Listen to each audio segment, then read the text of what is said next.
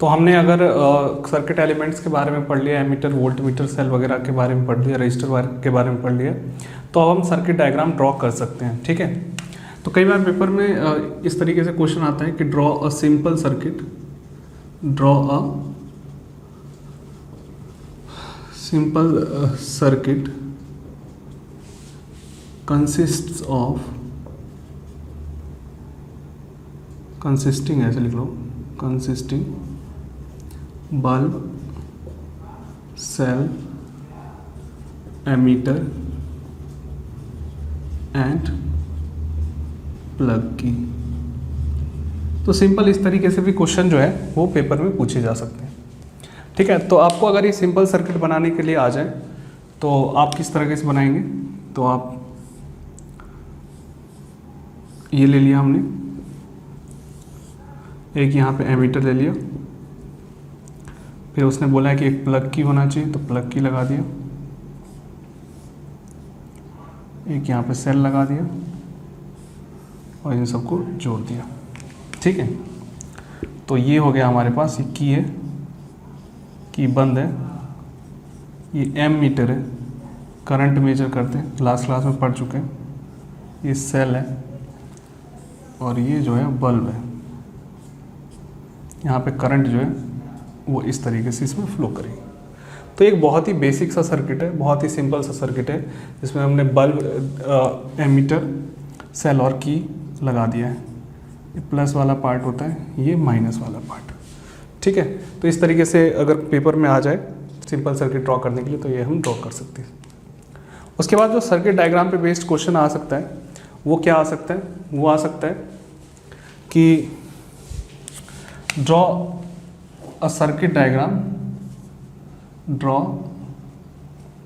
A circuit diagram to study Ohm's law. ठीक है, draw a circuit diagram to study Ohm's law. Ohm's law की study करने के लिए एक सर्किट डायग्राम ड्रॉ करो।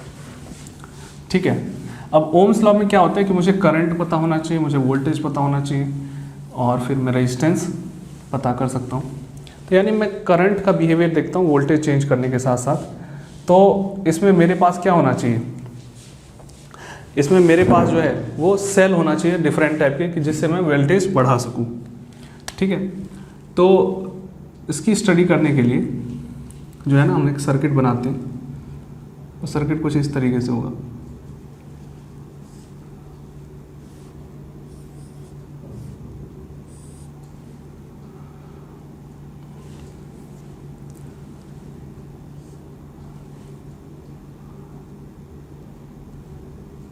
ये आपका एमीटर हो गया।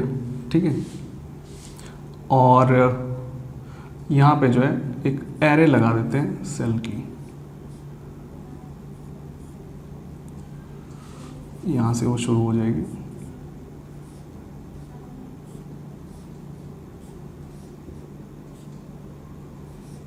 चार सेल अपन लगा देते हैं।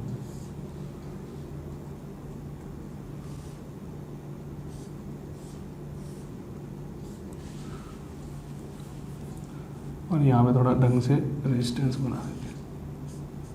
ठीक है, इस तरीके से हमने लगा दिया।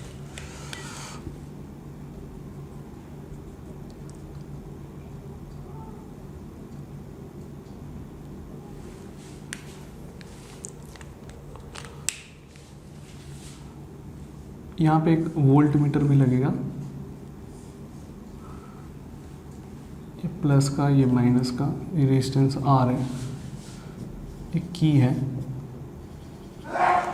और यहाँ पे करंट इस तरीके से फ्लो होगा। ठीक है, यहाँ पे प्लस और यहाँ पे माइनस। तो ये हमने बेसिक सा सर्किट बनाया स्टडी करने के लिए ओम्स लॉ। इसमें हमें एक टेबल भी बनाना होता है जिसमें हम देखते हैं वोल्टेज की वैल्यू, करंट की वैल्यू, V बाई आई की वैल्यू जो कि R के इक्वल होती है।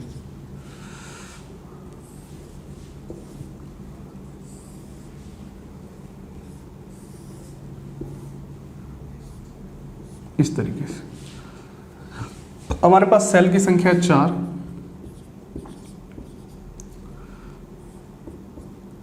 2-2 वोल्ट के मान लो सेल है,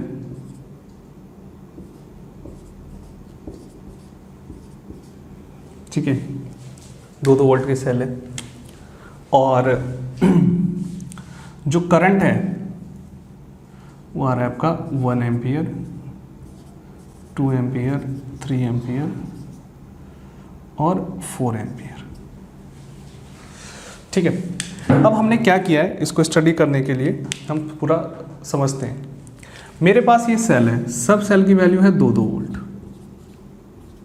ठीक है, शुरुआत में हमने की कि जब फर्स्ट पोजीशन है वो हमारा ये है, सेकंड पोजीशन ये है, थर्ड पोजीशन ये और फोर्थ पोजीशन ये है।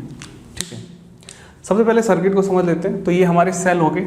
जब यही सेल का समूह हो जाता है, कॉम्बिनेशन हो जाता है, then that is known as battery. तो अब बन गई बैटरी। ये जो है ना डी अटैचेबल कनेक्शंस हैं यहाँ पे, कि इसको मैं यहाँ पे भी लगा सकता हूँ, फिर यहाँ से डिस्कनेक्ट करके इसको उठा के यहाँ पे भी लगा सकता हूँ, यहाँ से डिस्कनेक्ट करके इसको उठा के मैं यहाँ पे भी लगा सकता हूँ। तो मान लो सपोज ये जब ये यहाँ पे कनेक्ट है इस तरीके से, तो कितने सेल हैं सर्किट में? केवल एक। जब इसको यहाँ पे लगा दिया तो ये दोनों सेल अब काउंट हो जाएंगे। जब इसको यहाँ पे लगा दिया तो ये तीनों सेल, और जब इसको यहाँ पे लगा दिया तो ये चारों सेल की सप्लाई हो रही है।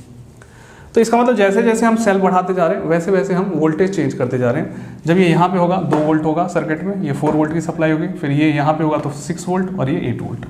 इस हिसाब से जो है करंट चेंज होगा ये एमीटर में।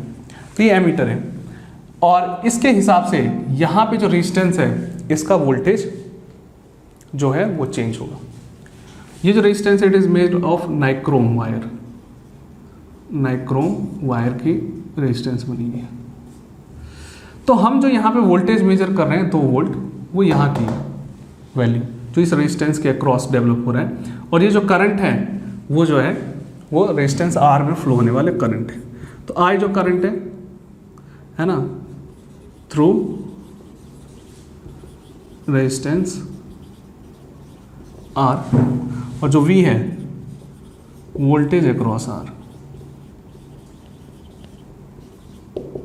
हमने इसके ईएमएफ को जो है नेग्लिजिबल, सॉरी इंटरनल रेजिस्टेंस को नेग्लिजिबल माना है। यानी हम ऐसा समझ रहे हैं कि जितना वोल्टेज हमने यहाँ पे दिया वो सारा का सारा वहाँ पे अपीयर हो रहा है। ठीक है, तो ये जो सर्किट है ये टेबल बना लिया। तो हमने देखा है कि जब 2 वोल्ट है 1 एम्पियर करंट है, तो यानी 2/1 करेंगे तो रेजिस्टेंस की वैल्यू कितनी आ जाएगी? 2 ओम। यहाँ पे 4 वोल्ट, पहले ये भी, ये प्लस ये, जो 4 वोल्ट, 4 वोल्ट में करंट 2 एम्पियर, तो फिर से 2 ओम। फिर यहाँ पे 6 वोल्ट डिवाइडेड बाई 3, फिर से 2 ओम। यहाँ पे देखा तो 8 वोल्ट डिवाइडेड बाई 3, तो ये कितना हो गया? फिर से 4 सॉरी, तो फिर से 2 ओम। तो हर केस में हमने देखा कि जो रेजिस्टेंस की वैल्यू है वो कांस्टेंट है, और ओम्स लॉ भी यही कहता है कि V/I शुड बी कांस्टेंट। और फिर हम इसी पे बेस जो है ना ग्राफ प्लॉट कर देते हैं इस तरीके से। ग्राफ प्लॉट में हम क्या करते हैं, पहले 2 वोल्ट लेते हैं, फिर देखा उसके अक्रॉस एक करंट आया, फिर 4 वोल्ट, फिर एक करंट, फिर 6 वोल्ट, एक करंट, और फिर इन तीनों कोऑर्डिनेट्स को हम ज्वाइन करते हैं इस तरीके से। तो मैं देखता हूं कि मेरे पास एक आ गई स्ट्रेट लाइन, ये V, ये I, 1 ampere, 2 ampere, 3 ampere, 2 volt, 4 volt, 6 volt. तो हमने देखा है कि तीनों वैल्यू ऑफ वोल्टेज पे जो है रेजिस्टेंस की वैल्यू सेम रहती है, इसलिए हम बोलते हैं कि ओम्स लॉ में V/I का रेशियो क्या होता है? कांस्टेंट होता है। यहाँ तक बात समझ गए? तो ये ग्राफ हमने प्लॉट किया। तो जो हमारा सर्किट पे बेस्ड क्वेश्चन आता है वो यही आता है कि या तो आप एक सर्किट, सिंपल सर्किट ड्रॉ कर दो, या जो आप सर्किट बना रहे हो एक ऐसा सर्किट बनाओ जिससे हम क्या स्टडी कर सकते हैं? Ohm's law.